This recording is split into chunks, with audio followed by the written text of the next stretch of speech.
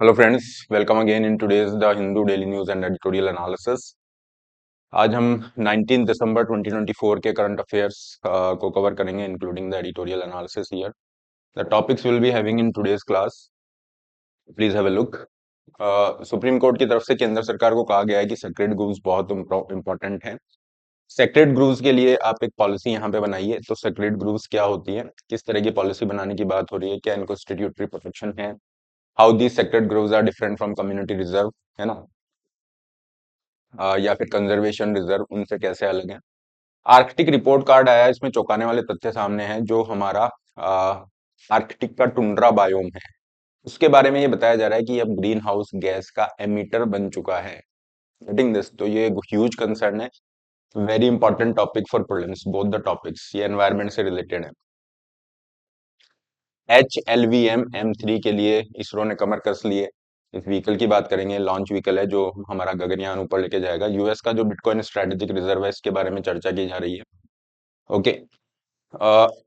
और इसके अलावा आप देखोगे तीन एडिटोरियल हम यहाँ पे आज लेंगे आज की क्लास में। एक हमारा है आईआर से रिलेटेड, जिसमें मिडिल ईस्ट के ऊपर डिप्लोमेसी है, उस पर चर्चा है। एक हम बात करेंगे साइंस एंड टेक से रिलेटेड, जो हिंदू ने आज न्यूज़पेपर में छापा है, अफोर्डेबल जेनेरिक्स को लेके। इसके अलावा एक एनवायरमेंट या इकोनॉमी का टॉपिक आप मान लो। Okay, this is about the agri carbon market. Let me just mention this. This is a very important topic. This carbon market super important for 2025 means. तो यहाँ पे जो भी प्री और मेन से रिलेटेड टॉपिक्स हैं आपके आज न्यूज में, उनको हम कवर कर रहे हैं। आगे हम बढ़ते हैं। एक इम्पोर्टेंट मैं यहाँ पे अनाउंसमेंट कर दूं। देखो, हमारा जो सेशन है, अभी हमने बहुत कोशिश की कि वो एक टाइम, प्रॉपर टाइम पे आपको मिले, है ना। हम कोशिश करते हैं कि 8 बजे आए, लेकिन वो लाइव सेशन होने की वजह से वो स्ट्रेच करता है। The reason being very simple, क्योंकि कुछ ऐसे टॉपिक्स हैं जो मैं पढ़ रहा हूँ, so it may take like कि उसको आधा से 1 घंटा भी लग जाता है। कुछ टॉपिक्स के अंदर कुछ वैल्यू एडिशन भी करना होता है। तो वो जो स्थिति रहती है वहां पे वो लाइव हमारा एक पॉसिबल नहीं बैठ पाता है। तो अभी हम कोशिश करेंगे कि आपको डेली, है ना, ये रिकॉर्डेड जो सेशन है, इसमें आपके जो एडिटोरियल है हिंदू वगैरह, ये सारा आज ही का कवर होगा, सेम डे का ही कवर होगा। इंडियन एक्सप्रेस तो वैसे भी हम जो न्यूज़ इंपॉर्टेंट होती है वही लेते हैं। ठीक है, तो यहाँ पे आपको हम कोशिश करेंगे कि आपको फिक्स 8 बजे, है ना, 8 AM शार्प ये लेक्चर अवेलेबल हो जाए। बस चेंज यही रहेगा कि वो लाइव नहीं होकर रिकॉर्डेड फॉर्मेट में रहेगा, लेकिन न्यूज़ वही आपकी, जैसे हिंदू, जैसे मैंने कहा आज आपके एडिटोरियल है हिंदू के, तो वही उसी तरह से रहेगा। कोशिश यही है कि हम लाइव पे उसको नहीं कर पा रहे हैं, तो एक बार यहाँ पे रिकॉर्डेड फॉर्मेट में लेके इसको कोशिश करते हैं कि वो टाइम हमारा बैठ जाए, एक फिक्स टाइम पे हम उसको लेके आ जाएं। क्योंकि हमने बहुत कोशिश की, लेकिन वो लाइव के साथ नहीं बैठ पा रहा है, क्योंकि ये समझ लीजिए कि मेरी तरफ से एक वीकनेस है कि जब तक वो चीज़ें परफेक्ट नहीं हो जा रही हैं, जब तक मुझे नहीं लग जा रहा कि हाँ ये पूरी तरह से परफेक्ट कवरेज इस आर्टिकल का हो गया है, तब तक वो नहीं मैं पढ़ा सकता। और उसके अंदर यही होता है कि कई बार टाइम निकल जाता है ना, आपको पता नहीं चलता कि कब आधा घंटा निकल गया है या इस तरीके से।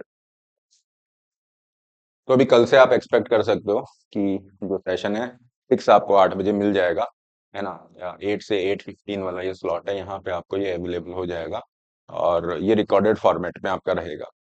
ठीक है, तो इसको एक बार कोशिश करके देखते हैं। और मैं चाहूंगा आप सभी एक मतलब इसको पॉजिटिव सेंस में लें, थोड़ा सा मुझे भी हौसला दें, है ना, एनकरेज करें। So I will be looking for some positive aspects, है ना। What is your opinion? Let me know in the comment box. शुरुआत करेंगे एक बहुत ही पॉजिटिव मोटिवेशन के साथ। पिछले कुछ समय से मैं देख रहा हूँ बच्चों पे प्रेशर बढ़ता जा रहा है ना। बहुत सारे बच्चों के कंसर्न्स आ रहे हैं कि सर एग्जाम को लेकर इस तरह की स्थिति है, तो ये तो प्रिपरेशन का ही पार्ट है। देखो, हमें क्या करना होगा, एक जो मोटिवेशन होता है या आपने रील देख के मोटिवेट कर लिया, वो सब फालतू की बातें हैं। ठीक है, वो सस्टेन नहीं करता है, वो सस्टेनेबल नहीं है, आपको लंबे समय तक उस रेस में बना के नहीं रखेगा, आपको लंबे समय तक उसके लिए पुश नहीं करेगा अपने गोल के लिए। तो पुश क्या करेगा, आपकी खुद की थॉट्स पुश करेंगी। आप ये देखने की कोशिश करो कि हमारे दिमाग में किस तरह की थॉट्स चल रही हैं। Most of the time you will see कि हमारी जो टॉक है, सेल्फ टॉक है, निगेटिव टॉक है कि ये मेरे से नहीं होगा, मेरा सिलेक्शन नहीं हुआ तो क्या ये हो, जो बहुत ही नेचुरल है। ठीक है, फिर हमारा आसपास का कई बार एनवायरनमेंट ऐसा होता है जो नेगेटिव बन जाता है। तो इसका सबसे अच्छा तरीका है पॉजिटिव अफर्मेशन देना, अपने आप से पॉजिटिव सेल्फ टॉक करना। तो मैं चाहूंगा जितने भी बच्चे हैं, जितने भी सिंसियर बच्चे हैं, I will be looking forward to you कि आप क्या ऐसी सेल्फ टॉक है ना, कुछ ऐसे अफर्मेशन, कुछ ऐसे स्टेटमेंट जो आप लिख के अपनी टेबल पे रख सकते हो या डेली अपने आप को रिमाइंड करा सकते हो, दिन में 10 बार उसको गुनगुना सकते हो, दिमाग के अंदर मन में दोहरा सकते हो। इस तरह के positive affirmations, for example, I am strong determined, becoming more capable every day. ठीक है, I am capable of achieving my goals, केवल इतना भी हो सकता है। Fine, I can do what ever I decide, something like this. मैं कोशिश करूंगा, परसिवरेंस करूंगा, लगातार प्रयास करूंगा तो मैं मेरे गोल्स को अचीव कर सकता हूँ। तो इस तरह का कोई पॉजिटिव अफर्मेशन आपके लिए क्या वो affirmation, I will be looking forward, कि क्या आपके लिए वो सेल्फ अफर्मेशन है जो आपको पुश देगा, जिसको आपको बार बार दोहराना चाहिए। तो ऐसे 5-7 अपने जो स्टेटमेंट है उनको बना के रखिए। और मैं यहाँ पे चाहूंगा आप मुझे कमेंट सेक्शन में जरूर बताएं, आई will be looking forward those statements. और बच्चों को भी हेल्प होगी, आपको भी हेल्प होगी, और मैं तो कहूंगा डेली आप उन चीजों को यहाँ पे मेंशन करो। ठीक है, डेली अपने गोल्स को मेंशन करो कि आज ये मेरे गोल्स हैं, I will be achieving these goals. तो इससे क्या होगा, डेली आपको एक पुश मिलेगा, एक कम्युनिटी हमारी यहाँ पे बिल्ट होगी, एक पॉजिटिव एस्पेक्ट यहाँ पे रहेगा, है ना। यू वॉन्ट फील कि हेल्पलेस आप फील नहीं करोगे, है ना। धीरे धीरे धीरे धीरे एक मोमेंटम बनना शुरू हो जाएगा, और वो बनाना बहुत जरूरी है, क्योंकि अब धीरे धीरे जैसे जैसे एग्जाम पास आएगा आप लोगों पे प्रेशर बनना शुरू होगा। शुरुआत करते हैं एनवायरनमेंट के टॉपिक से। देखो, सुप्रीम कोर्ट ने केंद्र सरकार को कहा है कि आप, है ना, सेक्रेड ग्रुप्स के ऊपर एक पॉलिसी बनाओ, क्योंकि सेक्रेड ग्रुप्स बहुत इंपॉर्टेंट है। सेक्रेड ग्रुप्स क्या होती हैं? कांतारा मूवी आपने देखी होगी सबने। कांतारा मूवी में देखा ना, वो जंगल सा होता है ना, और फिर उसके अंदर वो एक लोकल डिटी होती है, वहां के लोक देवता होते हैं, उनकी पूजा की जाती है। तो उसी तरह से तो बहुत सारे हमारी फॉरेस्ट एरियाज ऐसे हैं, जंगल ऐसे हैं जहाँ पे कोई लोकल डिटी देवता या उनका कोई रिलीजियस सिग्निफिकेंस है, जिसकी वजह से उस जंगल को प्रोटेक्ट किया हुआ है ना, उसको प्रोटेक्ट किया हुआ है। वहां पे किसी तरह की एक्टिविटी जो उस जंगल को नुकसान पहुंचाती है, जैसे पेड़ काटना, ये सब चीजें मना है। इसकी वजह से ये जो एरियाज हैं इनको सेक्रेड ग्रूव्स कहा जाता है। और ये जो सेक्रेड ग्रूव्स हैं, इसके माध्यम से क्या हो जाता है, इसके माध्यम से हमारी बायोडाइवर्सिटी, है ना, एनवायरमेंट प्रोटेक्शन भी हो जाता है। तो यहाँ पे सुप्रीम कोर्ट ये कह रहा है कि ये जो एरियाज हैं, है ना, डेफिनेटली यहाँ पे आपको और ज्यादा प्रोटेक्शन देना चाहिए और क्लैरिटी के साथ यहाँ पे आना चाहिए, क्योंकि वर्तमान में आप देखोगे ये जो सेक्रेड ग्रूव्स हैं, इसके अंदर स्टेट पे डिपेंड करता है ना। स्टेट पे डिपेंड करता है, स्टेट को यहाँ पे पावर है, राज्यों को पावर है कि वाइल्ड लाइफ जो प्रोटेक्शन एक्ट है उसमें एक अमेंडमेंट किया गया। ये जो वाइल्ड लाइफ प्रोटेक्शन एक्ट है 1972 का कानून है, इसमें एक चेंज किया गया 2002 के अंदर। इसमें कहा गया कि सरकार अगर चाहे तो इस तरह की सेक्रेड ग्रुप्स को इस एक्ट के अंतर्गत प्रोटेक्शन दे सकती है। तो वर्तमान में ये जो प्रोटेक्शन है ये अवेलेबल तो है, but it depends on the state government. Now the Supreme Court is trying to mention, Supreme Court कह रहा है, जैसे ये जो जज हैं इन्होंने यहाँ पे ऑब्जर्व किया है, sacred groups should be identified and protected as community reserves. Community reserve के अंदर अगर इनको प्रोटेक्ट कर लिया गया है तो फिर इनको स्टेट्यूटरी प्रोटेक्शन मिल गया है वाइल्ड लाइफ प्रोटेक्शन एक्ट के अंतर्गत। गेटिंग दिस, तो ये यही कहना चाह रहे हैं। और सेंट्रल ने वापस यही रिप्लाई किया है कि स्टेट गवर्नमेंट को वाइल्ड लाइफ प्रोटेक्शन एक्ट के अंतर्गत पावर है कि कोई भी अगर लैंड है ना, उसको वो प्रोटेक्ट करना चाहते हैं, तो अगर प्राइवेट लैंड है तो उसको कम्युनिटी रिजर्व डिक्लेयर कर देंगे, फाइन, अदरवाइज वो कंजर्वेशन रिजर्व के रूप में होगा। तो वर्तमान में आप देखोगे कोई भी नेशनल पार्क है इंडिया में, 106 नेशनल पार्क्स हैं, अराउंड 550 वाइल्ड लाइफ सेंचुरीज हैं, तो उनके आसपास का जो एरिया है, जो बफर जोन है, उनको जो है कम्युनिटी रिजर्व या फिर कंजर्वेशन रिजर्व के रूप में डिक्लेरेशन किया जाता है। ये declaration wild life protection act amendment 2002 के अंतर्गत किया जाता है। तो यहाँ पे ये कह रहे हैं कि अगर इस तरह की सेक्रेट ग्रुप्स का हम एक सर्वे करें इंडिया में, उसको आइडेंटिफाई करें, तो उसके माध्यम से हम इनको भी इस तरह से प्रोटेक्शन दे सकते हैं, कम्युनिटी रिजर्व अगर वो प्राइवेट लैंड है तो, अदरवाइज उसको कंजर्वेशन रिजर्व के रूप में इस तरह से प्रोटेक्शन दिया जाना चाहिए। इंडिया के अंदर बहुत सारे स्टेट्स हैं जहाँ पे अभी वर्तमान में ये चल रहा है, जैसे अगर आप देखोगे हिमाचल प्रदेश है, इसके अंदर जो आपके सेक्रेट ग्रुव्स हैं उनके लिए कुछ नाम है, देवकोथी, देवबान, ओके, बाखू देवबन, देवबन, ये सारे। शिमला के आसपास एक देवदार का वन है, मुझे नाम याद नहीं आ रहा, एस से वो कुछ जगह है। So that place is again one of the largest sacred groves in India. इसके अलावा महाराष्ट्र में इनको देवारिस कहते हैं, बिहार के अंदर सारण कहते हैं, ओराण कहते हैं, राजस्थान के अंदर, ओके, मेघालय में इनको लाकुंतांग कहा जाता है। ये नाम याद रख लेना, लाकुंतांग, ओरान, सारण, ओके, देवारिस, ये कुछ नाम है इंपॉर्टेंट। वैसे तो अलग अलग एस्टिमेट दे रखे हैं, है ना, कहीं पे लिखा हुआ है कि इंडिया के अंदर 1 लाख हैं, कहीं पे थाउजेंड्स में दे रखा है। अगर मैं आईयूसीएन की वेबसाइट की बात करूं, आईयूसीएन ने कह रखा है कि इंडिया के अंदर 1 लाख से भी ज्यादा इस तरह की सीक्रेट ग्रुव्स हैं, ठीक है, जिनको आइडेंटिफाई करके प्रोटेक्शन की जरूरत है। फाइन। इस ऑब्जर्वेशन में सुप्रीम कोर्ट ने एक बहुत अच्छा एग्जाम्पल दिया। राजस्थान के अंदर एक विलेज है ना, उदयपुर राजसमंद वाला एरिया है, तो राजसमंद के पास ही में एक विलेज है पीपलांतरी विलेज। इस पे बहुत सारी डॉक्यूमेंट्रीज बनी हुई है। इस विलेज में अगर आप जाके देखोगे तो यहाँ पे जो लोग हैं कम्युनिटी के, उन्होंने वो बिल्कुल बैरन लैंड थी, है ना, आज उसको बहुत ही अच्छे से किया है। तो ये एक हमारा कम्युनिटी एफर्ट का एग्जांपल है कि किस तरह से हम एनवायरनमेंट को रिवाइव कर सकते हैं। जो बिल्कुल डिग्रेडेड लैंड है उसको वापस से आपने फर्टाइल लैंड बना दिया। और बहुत सारे अच्छे इनिशिएटिव ले रहे हैं सोशल एस्पेक्ट में भी। किसी लड़की का जन्म होता है तो 100 पेड़ लगाए जाते हैं और बहुत सारी ऐसी चीजें हैं। तो पीपलांतरी विलेज, ये केस स्टडी एग्जांपल ध्यान रखो, इसको एग्जांपल को बहुत सारे आंसर्स में एसए के अंदर आप पुट कर सकते हो। Fine, so very significant topic not only in terms of the prelims but also for the mains. आगे आ जाते हैं। ये डिफरेंस आपको पता चल गया, कंजर्वेशन रिजर्व, कम्युनिटी रिजर्व वगैरह। बाकी अपना एनवायरनमेंट का स्टैटिक पोर्शन पढ़ते हो तब भी आप देख सकते हो। Why Arctic tundra is emitting more carbon than it absorbs? दो चीजें यहाँ पे इंपॉर्टेंट है। एक तो ये जो बायोम है, बायोम क्या हो गया, मतलब है इस तरह का लार्ज एरिया। बायोम का मतलब तो आप समझते हो, कोई ऐसा बड़ा एरिया जिसकी कैरेक्टरिस्टिक फीचर है, वहां पे अलग तरह का क्लाइमेट है, जिसकी वजह से अलग तरह का वेजिटेशन और एनिमल लाइफ, है ना, फ्लोरा फोना वहां पे मिल रहा है। तो आप देखोगे, अगर हम बात करें ये जो आर्कटिक टुंड्रा वाला बायोम है, बायोम बहुत सारे होते हैं। फाइन, अगेन जैसा आप सभी को पता है हमारा सेशन इस तरीके से होता है कि जो बिल्कुल बेसिक से शुरू कर रहा है, इवन जो बच्चा बिगिनर है वो भी सारी चीजें समझ सकता है ना, और जो अपनी एडवांस फेज में उनके लिए रिवीजन हो जाता है और कॉन्सेप्चुअल क्लैरिटी आ जाती है। तो बायोम का कॉन्सेप्ट आप सभी को पता है। बायोम के अंदर vegetation, soil, climate, wild life के आधार पे डिवीजन होता है एरिया का। जैसे डेजर्ट एक तरह का बायोम है ना, दूसरी तरफ आप देखोगे रेन फॉरेस्ट एक अलग तरह का बायोम है। क्लियर? तो वैसे तो 5 मेजर कैटेगरीज हैं बायोम की: aquatic, grassland, forest, desert, tundra. Getting this? लेकिन फिर इसके अंदर भी सब कैटेगरीज करी हुई है इन्होंने, जैसे फ्रेश वाटर और मरीन बना दिया है एक्वेटिक के अंदर। पानी वाले जो बायोम है उसमें फ्रेश वाटर, रिवर वगैरह। मरीन वाले जो हैं वो आपके सी के एरियाज हो जाएंगे।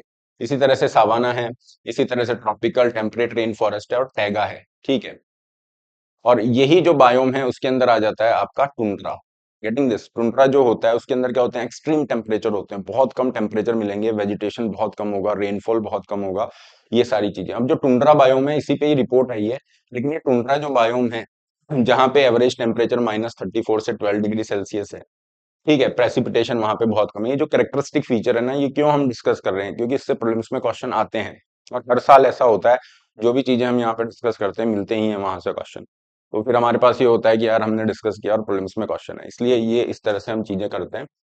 तो टुंड्रा दो तरह का हो जाएगा। एक तो होगा अल्पाइन टुंड्रा, जो पर्वतीय प्रदेश हैं, जो पहाड़ पे बहुत ऊंचाई वाले एरियाज है, जैसे हिमालयाज में आप बहुत ऊपर जाएंगे या जो भी है, तो वहां पे टुंड्रा मिलेगा।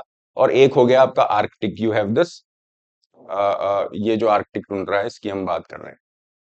तो आर्कटिक टुंड्रा के अंदर क्या होगा, बहुत ही कम वेजिटेशन मिलेगा, मॉस है, लाइकेन, श्रब्स, ग्रासेस ये मिलेंगी, पॉलर बियर वगैरह, ठीक है, फॉक्सेस, आर्कटिक फॉक्स, ये सब मिलता है। इसका कैरेक्टरिस्टिक फीचर है कि यहाँ पे फ्रोजन सॉइल मिलती है, जिसको परमाफ्रॉस्ट कहते हैं। अभी जो सॉइल फ्रोजन है उसकी वजह से उसके अंदर क्या है, ऑर्गेनिक, कोई भी खाना अगर हम ठंडा रखते हैं, जैसे फ्रिज में रखा, तो वो बहुत लंबे समय तक चलता है, खराब नहीं होता। इसका रीजन क्या है, माइक्रोबियल एक्टिविटीज बिल्कुल कम हो गई हैं या नहीं के बराबर हो गई हैं। तो यहाँ पे तो -30 टेम्परेचर जा रहा है, 50 टेम्परेचर जा रहा है। तो उसकी वजह से क्या होगा, माइक्रोबियल एक्टिविटीज नहीं होंगी, जिसकी वजह से एनवायरनमेंट में कार्बन रिलीज नहीं होगा। अभी समझ में आने लग गया होगा जिस रिपोर्ट की हम यहाँ पे बात कर रहे हैं, या जो ये कह रहा है, ये कह रहा है कि अब यहाँ पे टेम्परेचर बढ़ रहे हैं, जिसकी वजह से परमाफ्रॉस्ट पिघल रहा है, माइक्रोबियल एक्टिविटीज बढ़ रही है। ऑब्वियसली इसकी वजह से CO2 और मीथेन, ये जो ग्रीन हाउस गैसेज है, इनका एनवायरनमेंट में एमिशन हो रहा है। इसकी वजह से ये ज्यादा कार्बन एमिशन कर रहा है। ये जो टुंड्रा बायोम है, आर्कटिक टुंड्रा, ये ज्यादा कार्बन एमिशन कर रहा है रादर देन एब्जॉर्बिंग। फाइन, तो ये एक नई प्रॉब्लम हमारे सामने आ गई। Arctic tundra found in the north of boreal forest, boreal या टैगा फॉरेस्ट, जो कॉनिफर्स होते हैं। फाइन, वहां पे ये आपका मिलता है। और अभी जिस रिपोर्ट के अंदर ये सब कहा जा रहा है कि ये देखो, अब जो आर्कटिक टुंड्रा है, ये आपका ज्यादा ग्रीन हाउस गैसेस को जो है रिलीज कर रहा है रादर देन पिंग दैम। ये कहा गया है NOAA, ये है नेशनल ओशनिक एटमॉस्फेरिक एडमिनिस्ट्रेशन। इसकी एक रिपोर्ट है आर्कटिक रिपोर्ट कार्ड। इसका नाम ध्यान रखना, किसने रिलीज किया है ये भी ध्यान रखना, प्रीलिम्स के लिए इंपॉर्टेंट है। इस रिपोर्ट कार्ड में क्या कहा जा रहा है कि अब आर्कटिक टुंड्रा ज्यादा एमिशन कर रहा है ग्रीन हाउस गैसेस का rather than absorbing it. Fine, दूसरा रीजन इसमें क्या है, एक तो मैंने आपको बता ही दिया, परमाफ्रॉस्ट इस तरह से पिघल रहा है और ये सब ग्लोबल वार्मिंग है। दूसरा रीजन है कि वाइल्ड फायर यहाँ पे ज्यादा हो रही है, टेम्परेचर बढ़ रहे हैं, वाइल्ड फायर के वो इंस्टांसेस बढ़ रहे हैं, जिसकी वजह से क्या हो रहा है, अगेन वो एक विशियस साइकिल बन गया है। फाइन।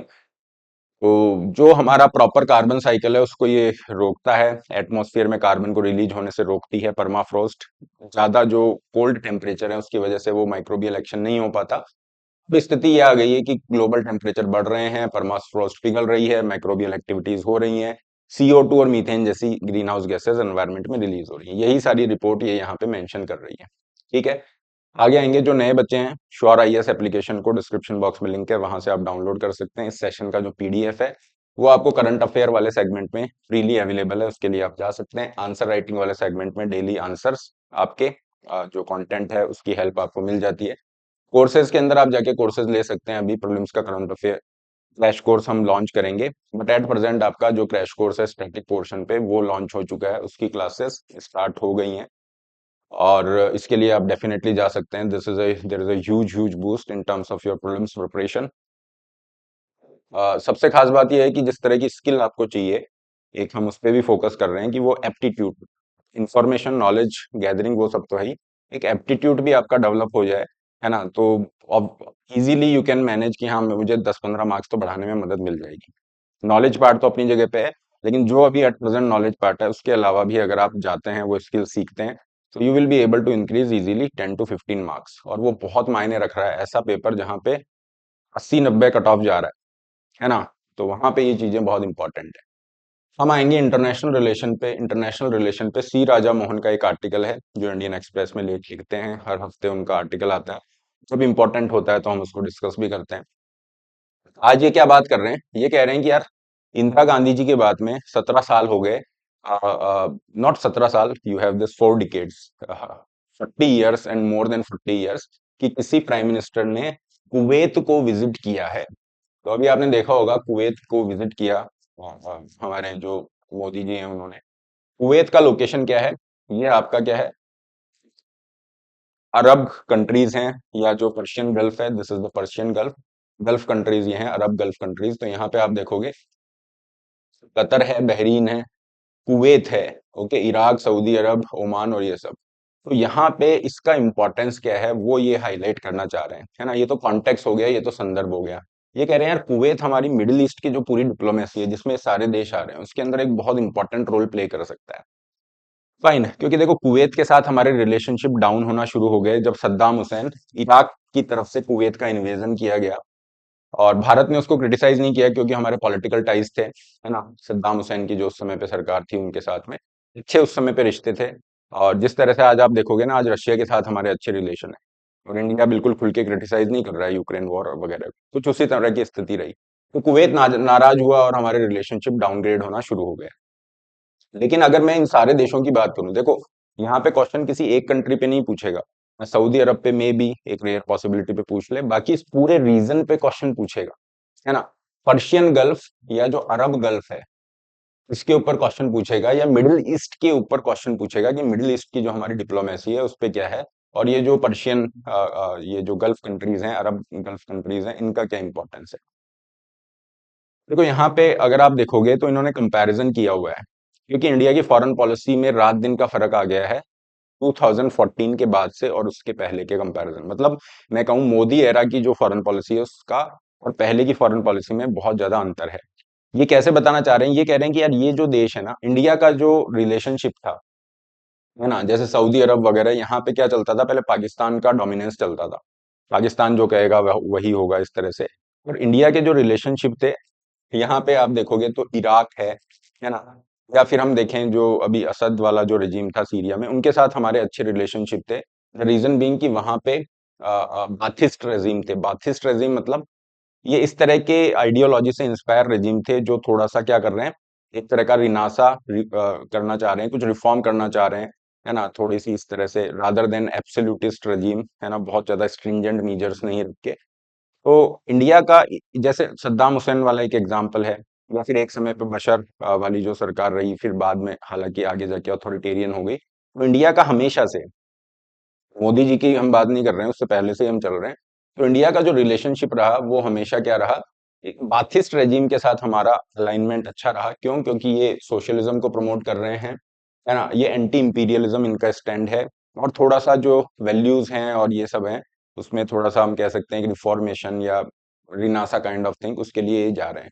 जबकि दूसरी तरफ जो गल्फ मोनार्कीज हैं, सऊदी अरब की बात कर लें, यूएई, वहां पे आप देखोगे तो वहां पे हमारा एंगेजमेंट लिमिटेड था। द रीजन बीइंग कि हमने देखा यार ये तो मोनार्कीज हैं, है ना, यहाँ पे लोगों के राइट्स नहीं है और राइट्स नहीं ही थे। अभी कुछ समय तक तो नहीं ही माना जाएगा बिल्कुल, अब रिफॉर्म हो रहा है, चीजें चेंज हो गई हैं। ठीक है, तो वुमन के राइट्स हो गए, माइनॉरिटी के राइट्स हो गए, ये बहुत बिल्कुल मतलब खत्म के बराबर ही थे। तो यहाँ पे इंडिया का एंगेजमेंट लिमिटेड रहा और इसका फायदा पाकिस्तान ने उठाया। पाकिस्तान क्या करता है, देखो मुस्लिम्स के लिए तो हम ही हैं, भारत के अंदर कुछ नहीं है। पाकिस्तान ने प्रोपागेंडा क्रिएट किया और इंडिया का एंगेजमेंट क्योंकि लिमिटेड था, उस प्रोपागेंडा को बढ़ने का अवसर मिला, एक अपॉर्चुनिटी मिली।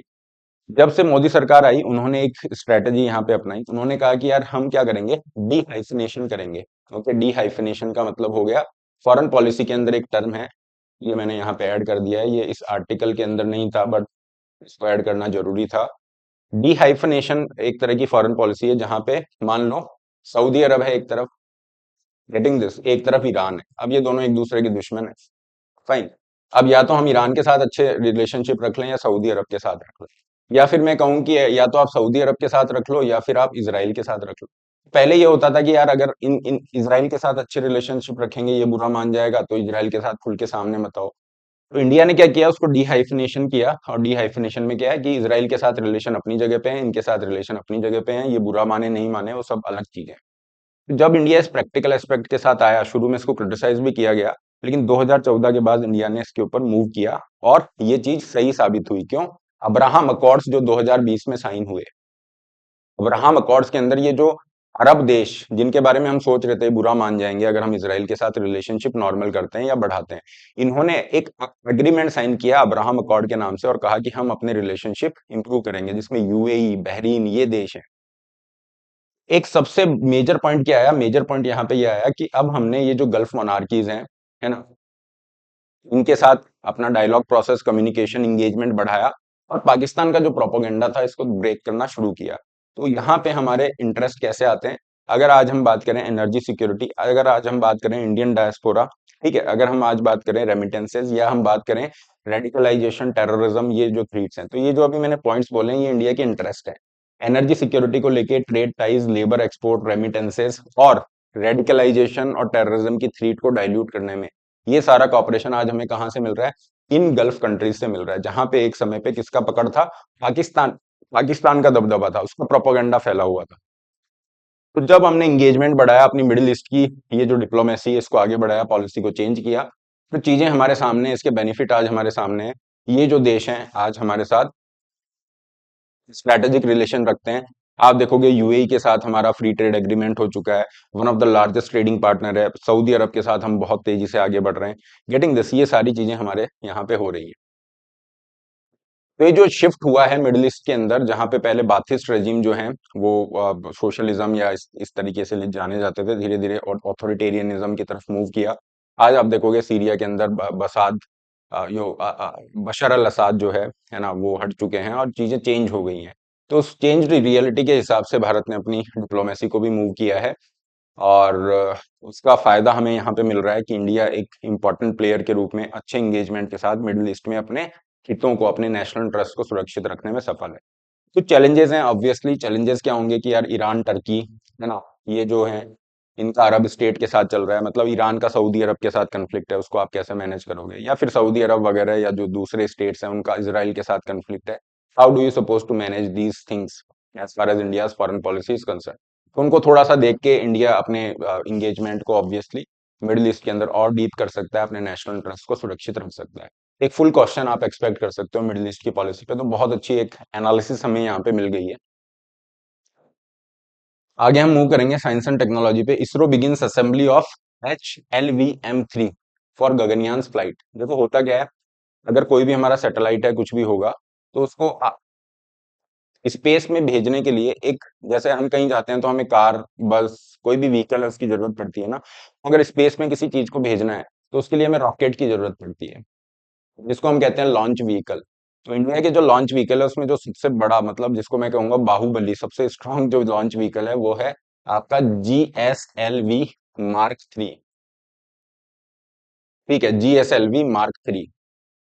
इसी का नया नाम जो है, इसको नया नाम दे दिया गया है GSLV जो मार्क 3 है, इसको नया नाम देके क्या कहा गया, इसको कहा गया launch vehicle, launch vehicle mark 3। ये नया नाम है किसका, उसी GSLV मार्क 3 का जिसको हम पढ़ते हुए आ रहे हैं। अब इन्होंने क्या किया, हमारा एक प्रोग्राम है गगनयान, जिसके अंदर हम क्या करेंगे, जो क्रू मेंबर्स हैं मतलब ह्यूमंस हैं उनको स्पेस में भेज रहे हैं और इस तरीके से। तो इसरो ने क्या किया, इसरो ने लॉन्च व्हीकल मार्क 3 में कुछ मॉडिफिकेशन किए। क्या मॉडिफिकेशन किए कि अगर कुछ इमरजेंसी होती है तो हमारा क्रू सेफली निकल सके, है ना। तो इन्होंने क्या कर दिया, क्रू एस्केप सिस्टम, इसकी रिलायबिलिटी बढ़ा दी, क्रू सेफ्टी के लिए क्रू एस्केप सिस्टम लगा दिया। So there have been some modification in what, in ISRO's launch vehicle mark 3 rocket में कुछ मॉडिफाई कर दिया और इसको क्या नाम दे दिया, इसको human rated launch vehicle mark 3 नाम दे दिया, जिसके ऊपर ये पूरी तैयारियां चल रही है, human rated launch vehicle mark 3। ठीक है। क्या इसमें ध्यान रखना है कि ये GSLV का है, ये लॉन्च व्हीकल जो है GSLV मार्क 3 वाला ही है। इसके 3 मेजर स्टेजेस होते हैं, फर्स्ट के अंदर सॉलिड होगा, है ना। जो सॉलिड स्टेज है उसके अंदर आप देखोगे S200, ये सॉलिड स्टेज है जिसमें सॉलिड बूस्टर लगाए जा रहे हैं। सेकंड स्टेज लिक्विड स्टेज है जिसको L110 कहा जा रहा है। थर्ड स्टेज वैसे तो लॉन्च व्हीकल मार्क 3 में C25 होती है, जो क्रायोजेनिक स्टेज होती है, बहुत माइनस पे टेम्परेचर रखा जाता है इस तरीके से, क्रायोजेनिक स्टेज है। तो 3 स्टेज है, सॉलिड, लिक्विड और क्रायोजेनिक। ठीक है। Cryogenic stage generally launch vehicle mark 3 में C25 मेंशन किया जाता है, लेकिन यहाँ पे जो न्यूज हिंदू ने छापी है उसमें आप देखोगे ये कह रहे हैं कि C32 स्टेज पे हम वर्क कर रहे हैं। तो इसकी इसकी मतलब human rated launch vehicle mark 3 की जो क्रायोजेनिक स्टेज है उसको C32 मेंशन इन्होंने किया हुआ है। ये एक मेजर डिफरेंस है जिसको ध्यान रखना है। इस तरह के क्वेश्चन भी कॉमन होते हैं, स्पेशली प्रीलिम्स में तो बहुत इंपॉर्टेंट होते हैं, इनको आपको ध्यान रखना है। एक और एडिटोरियल है साइंस एंड टेक के ऊपर, जहाँ पे हमें डायरेक्ट क्वेश्चन मिल जाते हैं, कंपैरेटिवली इजी होता है साइंस का पार्ट। अगर आप देखोगे मेंस में तो इजी होता ही है, अगर आपने करंट अफेयर पढ़े, पूरा करंट अफेयर ओरिएंटेड ही है ना। और प्रीलिम्स में अगर आपने थोड़ा सा स्टैटिक पोर्शन को, जो थोड़ी सी बेसिक बायोलॉजी फिजिक्स ये सब चीजें हैं एनसीईआरटी से कवर की हैं, तो बाकी फिर करंट अफेयर ओरिएंटेड होता है साइंस एंड टेक्नोलॉजी वाला। Getting this, making affordable generics more reliable. और अभी जो आपका क्रैश कोर्स है वहां पे हम सारा करेंगे, यू हैव दिस बेसिक जो एनसीईआरटी की फिजिक्स बायोलॉजी वो भी कर रहे हैं। टेक्नोलॉजी पे जो स्टैटिक पोर्शन है जैसे space technology, defence technology, nuclear technology, वो सारा एस्पेक्ट भी आपका कवर होगा। ठीक है। क्या ये कह रहे हैं, ये कह रहे हैं यार जो जेनेरिक मेडिसिन है ना वो आप दे रहे हो, बहुत अच्छी बात है, उससे बहुत बचत हो रही है और वाकई में बचत हो रही है, फर्क पड़ रहा है। जेनेरिक मेडिसिन होती क्या है, एक होती है वो मेडिसिन जो ब्रांडेड मेडिसिन होती है जिसका पेटेंट लिया हुआ है, आ रहा समझ में। पेटेंटेड जो मेडिसिन है ना, वो क्या होगी, कंपैरेटिवली कॉस्टली होगी। अब उसके अंदर जो एक्टिव इंग्रेडिएंट है जिससे आपको थेरेपेटिक इफेक्ट, जिससे आपको फायदा आ रहा है, स्वास्थ्य में आपका बेनिफिट हो रहा है, वही चीज अगर दूसरे में है लेकिन उसके पास वो पेटेंट नहीं है, क्योंकि वो पेटेंट एक्सपायर हो गया तो कोई भी उस दवा को बना सकता है। दवा को बनाने का प्रोसेस अलग हो सकता है, उसमें एक्टिव इंग्रेडिएंट के अलावा जो सपोर्टिंग एडिटिव्स हैं वो अलग हो सकते हैं, लेकिन उस दवा का प्रभाव वही रहेगा, वही एफिकेसी सब वो रहेगी, और उसकी कॉस्ट बहुत कम आ जाएगी। इसको कहते हैं जेनेरिक दवा या जेनेरिक मेडिसिन। ये कह रहे हैं कि generic are bioequivalent branded drugs. ठीक है। Bioequivalent to branded drug मतलब जो ब्रांडेड ड्रग असर करेगी वही आपके ऊपर जेनेरिक ड्रग भी असर करेगी, लेकिन वो बहुत सस्ती है। तो इससे बहुत ज्यादा फायदा हो गया। आज आपने भी महसूस किया होगा यार, जन औषधि, ये जो है प्रधानमंत्री भारतीय जन औषधि परियोजना के अंतर्गत ये जो जन औषधि केंद्र खुले हुए हैं, यहाँ पे बहुत सस्ती दवा मिलती है, आधे से भी आधे दाम। मतलब अगर आपको बाहर कुछ 100 रुपए का मिल रहा है, यहाँ पे हो सकता है 10 रुपए का भी मिल जाए, 20 का भी मिल जाए, 30 का भी मिल जाए। तो ये स्थिति है। ये कह रहे हैं कि इससे 30,000 करोड़ का फायदा तो हुआ है, अफोर्डेबल बनाया जेनेरिक्स को और ज्यादा, लेकिन थोड़ा सा हमारा क्या है, क्वालिटी का इशू बैठ रहा है। क्वालिटी का इशू बैठ रहा है और उसका रीजन ये है कि अलग अलग लोगों में अलग अलग थेरेपेटिक आउटकम आ रहे हैं, किसी में डोज ज्यादा देनी पड़ती है, कई बार ब्रांडेड पे ही शिफ्ट करना जाना पड़ता है। So there have been some quality concerns as far as the genetics are concern. ये कह रहे हैं ऐसा इसलिए हो रहा है क्योंकि इनका मैन्युफैक्चरिंग प्रोसेस अलग होता है, इनके अंदर एक्टिव इंग्रेडिएंट के अलावा जो एडिटिव्स हैं वो अलग अलग ऐड होते हैं, है ना, उसकी वजह से कुछ चेंजेस हो सकते हैं। तो ये चैलेंजेस हमें आज देखने को मिल रहे हैं क्वालिटी के रिगार्डिंग। दूसरा ये है कि स्टेबिलिटी टेस्टिंग पुअर है ना, डिसेंट्रलाइज्ड रेगुलेशन है। इंडिया के अंदर हर स्टेट अपनी अथॉरिटी है, स्टेट का ड्रग रेगुलेटर है, वो अपने हिसाब से मैनेज कर रहा है, जिसकी वजह से कई बार कम क्वालिटी वाली या नॉन स्टैंडर्डाइज्ड ड्रग्स हैं वो भी मार्केट में जा रही हैं। तो वो सेंट्रलाइज रेगुलेशन यहाँ पे नहीं है। तो ये कहना चाह रहे हैं यार देखो, जेनेरिक ड्रग बहुत ज्यादा फायदेमंद है, सबके लिए फायदा कर ही रही है, लेकिन क्वालिटी पे हम कॉम्प्रोमाइज नहीं कर सकते। तो उसके लिए इन्होंने कुछ सजेशन दिए हैं, 3-4 सजेशन ध्यान रख लो। ठीक है, एक तो ये ध्यान रखो कि सेंट्रलाइज कर दें रेगुलेशन को। इसमें क्या होगा, सीडीएससीओ ये जो ऑर्गेनाइजेशन है, central drug standard control organisation, इसके पास सारी पावर्स आ जाएं। स्टेट को लिमिटेड पावर्स में रखा जाए, फिर उसमें फेडरलिज्म के इशू होंगे, but this is what the author is trying to mention कि थोड़ा सा रेगुलेटरी ओवरसाइट को सेंट्रलाइज करने की जरूरत है। इसके लिए आप क्या कर सकते हो, robust inspection, regulatory protocol, enforcement mechanism, ये सब आपको करने की जरूरत है। सीडीएससीओ को थोड़ा और पावरफुल बनाने की जरूरत है, वहां पे रिफॉर्म करने की जरूरत है। सबसे मेजर मेजर पॉइंट तो ये आ गया। ठीक है, ये यही चीज बहुत सारी कमिटीज ने भी कही। जैसे आप देखोगे भाटिया, हाथी, ओके, माशेलकर, ये कमिटीज हैं, इन्होंने भी यही कहा कि सेंट्रलाइज ओवरसाइट होनी चाहिए ताकि पब्लिक हेल्थ से कॉम्प्रोमाइज नहीं हो। दूसरा ये कह रहे हैं कि ओवरऑल स्टैंडर्ड थोड़े से स्ट्रांग कर दो, नहीं, स्टेबिलिटी टेस्टिंग को बढ़ावा दे दो, ये सब चीजें। तो मेन जो पॉइंट है वो आप ये सीडीएससी और रेगुलेशन पे ध्यान रखो, बाकी फिर टेक्निकल पॉइंट आ जाएंगे। टेक्निकल मतलब वो स्पेशलाइज फील्ड में जब मैं बात करूंगा कि हाँ यार बायो इक्विवेलेंस होनी चाहिए, फार्माकोपिया में स्टैंडर्ड बढ़ा दो, वो आपके काम का नहीं है, इतनी टेक्निकलिटी हमें नहीं लेनी है। ठीक है, हमें वही चाहिए जो हम काम का है, उसको याद कर सकते हैं, लिख सकते हैं, वाकई में वो फायदा मिल जाएगा। अदरवाइज ऐसे पॉइंट लिखोगे ना इतने टेक्निकल, तो फिर एग्जामिनर भी कंफ्यूज हो जाएगा, क्योंकि आप ये वर्ड यूज कर रहे हो, you have this pharmacopoeia. Pharmacopoeia क्या है, जहाँ पे स्टैंडर्ड्स मेंशन है, इतनी इंप्योरिटी अलाउ है, नहीं है। तो ये कह रहे हैं कि इंप्योरिटीज उसमें ज्यादा अलाउ है, वहां पे भी थोड़ा चेंज कर दो। खैर वो बात की बात है।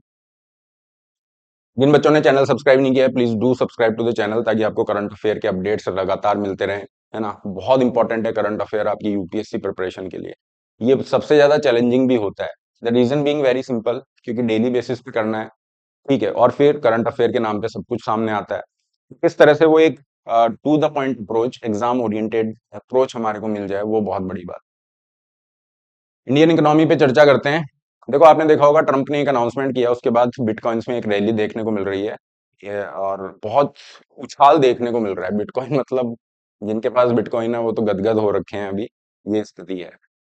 तो क्या अनाउंसमेंट किया ट्रंप ने कहा कि हम क्या है, एक स्ट्रेटेजिक रिजर्व बनाएंगे। क्या करेंगे, हम एक स्ट्रेटेजिक रिजर्व बनाएंगे ऑफ बिटकॉइन। बिटकॉइन का एक स्ट्रेटेजिक रिजर्व बनाएंगे, अनाउंसमेंट पहले भी किया था, उसको जब रीअफर्म किया तो बिटकॉइन मार्केट के अंदर एक बहुत उछाल देखने को मिला। तो हम आगे बढ़े उससे पहले तो ये जान ले कि ये स्ट्रेटेजिक रिजर्व क्या होता है। ठीक है, बाकी फिर ट्रम्प कैसे बनाएंगे तो आने वाले टाइम में ही पता चलेगा, बट थोड़ा सा इसके बारे में आइडिया हम ले लेते हैं। स्ट्रेटेजिक रिजर्व का मतलब है कोई भी जो क्रिटिकल रिसोर्स है उसका एक तरह का स्टॉक रखना। आपने सुना होगा इंडिया ने भी जो है स्ट्रेटेजिक रिजर्व बना रखे हैं, तेल के जो भंडार हैं उनको सेव कर रखा है, तेल को स्टोर किया हुआ है। ये आपने देखा होगा, सुना होगा। इसी तरह के बहुत बड़े तेल भंडार मतलब आपने स्टोर कर रखा है इमरजेंसी सिचुएशन के लिए, कि अगर तेल का ऑयल क्राइसिस आ जाता है, जैसे एक समय पे ऑयल क्राइसिस आया तो फिर यूएसए की इकोनॉमी नीचे चली गई, यूएसए को समझ आया कि यार ऐसे शॉक से हमें बचने के लिए तेल का स्टोर करके रखना पड़ेगा, ऑयल को स्टोर करना पड़ेगा। आज सबसे बड़े जो ऑयल के स्ट्रेटेजिक रिजर्व हैं वो यूएसए के अंदर है। ठीक है, तो ये मतलब होता है स्ट्रेटेजिक रिजर्व का। अलग अलग देश अलग अलग चीजों को स्टोर करते हैं, उसके स्ट्रेटेजिक रिजर्व बनाते हैं।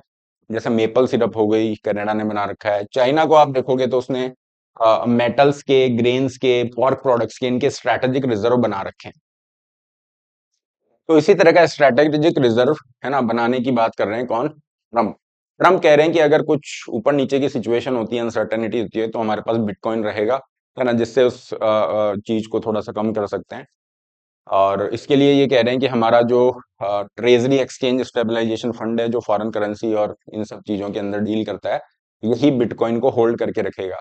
अभी ये चीज साफ नहीं है कि ट्रंप नए बिटकॉइन खरीदेंगे या फिर ऑलरेडी जो क्रिमिनल एलिमेंट्स हैं उनसे जो बिटकॉइन सीज किए हैं उन्हीं को यहाँ पे रखा जाएगा, ये चीज क्लियर नहीं है। But one thing is for sure कि हाँ, ये जो आपका फंड है इसके अंदर बिटकॉइंस भी रखे जाएंगे। और बिटकॉइन जमा होने से क्या होगा, देखो बिटकॉइन की वैल्यू बढ़ती जा रही है ना, आज आप देखोगे 1 लाख के भी ऊपर ये निकल गया है। और इस तरीके से जो बिटकॉइन की वैल्यू बढ़ रही है, आने वाले टाइम में और वैल्यू इसकी बढ़ेगी। और वैल्यू जब इसकी बढ़ेगी तो इससे क्या होगा, यूएसए को लॉन्ग टर्म में बेनिफिट होगा, कि अपने वो डेफिसिट है वो कम कर सकता है, अपना वित्तीय घाटा जो हो रहा है ना, यू हैव दिस। तो डेफिसिट अगर कम करेगा तो डॉलर की वैल्यू जो है वो बढ़ेगी, स्ट्रांग होगा डॉलर। और डॉलर स्ट्रांग होगा तो इनको फायदा है। आज तो डी डॉलराइजेशन की बात हो रही है, यूएसए तो यही चाहेगा ना कि डॉलर का वर्चस्व बना रहे। तो बहुत सारी इसके अंदर इफेक्ट बट है, इसको ये चाह रहे हैं। बट ओवरऑल आप ये ध्यान रखो कि स्ट्रेटेजिक रिजर्व क्या होते हैं क्या नहीं। जहां तक बिटकॉइन की बात है, ये आपको पता ही है, बिटकॉइन जो है एक तरह की क्रिप्टो करेंसी है, मतलब जिस तरह से फिजिकल फॉर्मेट में हमें सिक्का देखने को मिलता है, कॉइन देखने को मिलता है, ऐसा कोई बिटकॉइन का कॉइन नहीं होता है। ये वर्चुअल ही एग्जिस्ट करती है। कंप्यूटर नेटवर्क्स हैं उस पे करेगा। एक प्रोसेस होता है जिसमें कंप्यूटर में बहुत सारे प्रोग्राम्स चलाए जाते हैं। वो जो प्रोग्राम रन कर रहे हैं उसके रिटर्न के रूप में आपको बिटकॉइंस जनरेट होके मिलते हैं। ठीक है। और इनका लेन देन जो होता है वो एक जो नेटवर्क है, ट्रांसपेरेंट नेटवर्क है, यू हैव दिस ब्लॉकचेन, है ना, उसके ऊपर ये सारी चीजें होती हैं। तो क्रिप्टो कॉइन के साथ सबसे बड़ी दिक्कत ये है, या बिटकॉइन के साथ सबसे बड़ी दिक्कत ये है, इसकी कोई इनहेरेंट वैल्यू नहीं है। जैसे भारत सरकार का अगर 100 रुपए का नोट है, उसके साथ वैल्यू अटैच है ना, कि उसमें गारंटी दी हुई है और ये सब चीजें, तो ये बहुत ज्यादा वॉलेटाइल होते हैं, ऊपर नीचे जाना शुरू करते हैं। तो यूएसए इसके लिए जा रहा है, ठीक है, ट्रम्प है, जा सकते हैं। नेक्स्ट है आपका एग्री कार्बन मार्केट, ये भी एडिटोरियल है, आज हिंदू ने इसको छापा हुआ है। मैंने पहले भी मेंशन किया था, this is one of the most important topic as far as your 2025 exam is concern.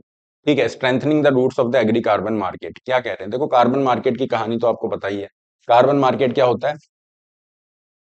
अगर यहाँ पे ये कंपनी है, इसको बोल रखा है भैया आप इतने, इस लिमिट तक आपका जो है एमिशन कर सकते हो। अब इसने कहा मैंने अपनी लिमिट से एमिशन कम करा है, तो ये कहेंगे चलो आपको 10 कार्बन क्रेडिट दे देते हैं, एक कार्बन क्रेडिट दे देते हैं, मतलब एक सर्टिफिकेट दे देते हैं। अब इस सर्टिफिकेट को मार्केट में बेच के आपको पैसा मिल जाएगा, ट्रेड करके आपको पैसा मिल जाएगा।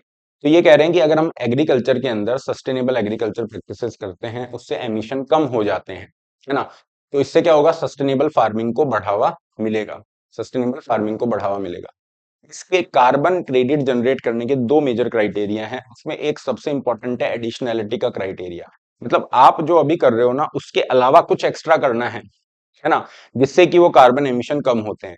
तो ये कह रहे हैं कि केवल नई जो सस्टेनेबल प्रैक्टिसेस हैं उन्हीं को अडॉप्ट करने को इसमें माना जाएगा, और वो प्रैक्टिसेस लॉन्ग टर्म के लिए होनी चाहिए। ऐसा नहीं एक साल तो किया, अगले साल बंद कर दिया। ठीक है। दो चीजें हैं, परमानेंसी और एडिशनैलिटी। जैसे कि एग्जांपल दूं, मान लो कहीं एग्रीकल्चर हो रही है, ये जीरो टिलेज इसको ऐड ऑन करते हैं, नए प्लांट्स वहां पे लगाते हैं, ट्री प्लांटेशन होता है, ये सब चीजें, तो इसकी वजह से आपकी एग्रीकल्चर से होने वाले एमिशन कम होंगे, गेटिंग दिस। और फिर वहां पे जो भी आपके एमिशन कम हुए हैं उस आधार पे आपको कार्बन क्रेडिट दिया जाएगा, जिसको बाजार में बेच के आप पैसा कमा सकते हो।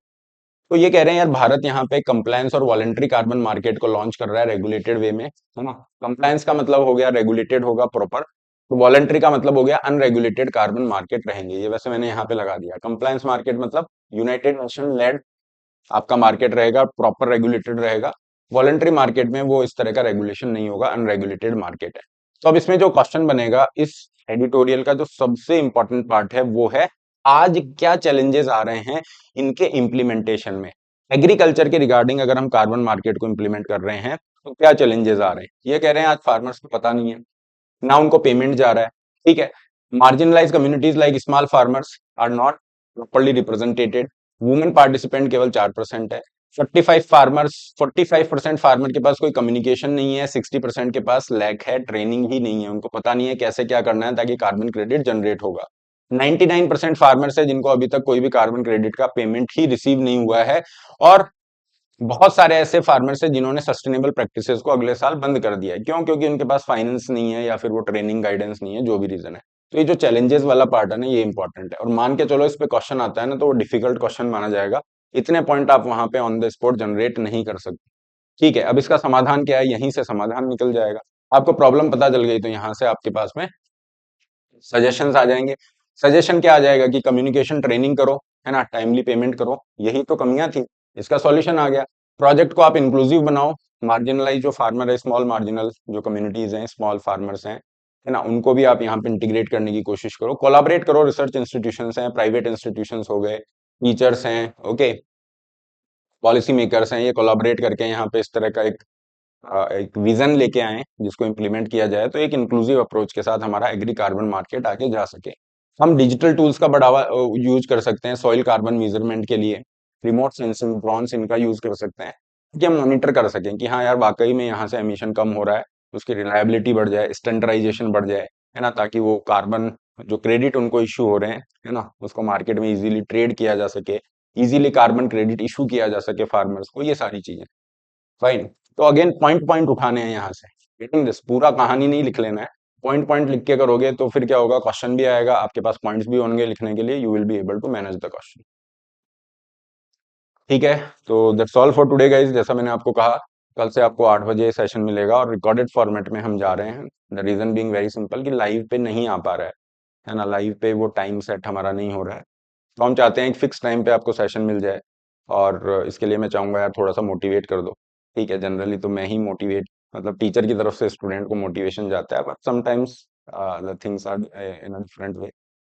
We are also human being, we also require the motivation and all kind of push. So I will be looking forward for your positive response and support. Okay. और सारे बच्चे मुझे वो जरूर बताओगे कि क्या वो आपका क्या इस तरह के मतलब स्टेटमेंट्स होंगे, क्या सेल्फ सजेशन होंगे जिससे आप अपनी नेगेटिव सेल्फ टॉक को कट करोगे, उसको कट करना शुरू करना है। ठीक है, आज से ये नियम बना लो कि हाँ ये एक काम तो मुझे करना है।